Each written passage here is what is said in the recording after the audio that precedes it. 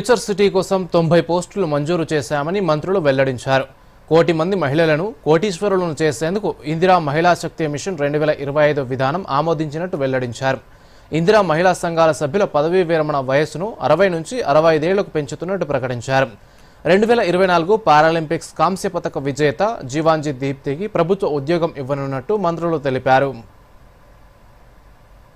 ఈ ఇందిరమ్మ ప్రభుత్వంలో కోటి మహిళల్ని కోటీశ్వరులను చేయాలి అనే చిత్తశుద్ధితో ఇందిరా మహిళా శక్తి మిషన్ కింద 2025 పాలసీని మహిళల కోసం కేబినెట్ లో ఆమోదించడం జరిగింది. ఈ రోజు కేబినెట్ తీసుకున్న నిర్ణయం ప్రకారం ఇకపై రాష్ట్రంలో ఉండే అన్ని మహిళా సంఘాలు ఒకే అంబరెల్లా కింద ఒకే గొడుగు కింద ఉండాలని కేబినెట్ నిర్ణయం తీసుకోవడం జరిగింది.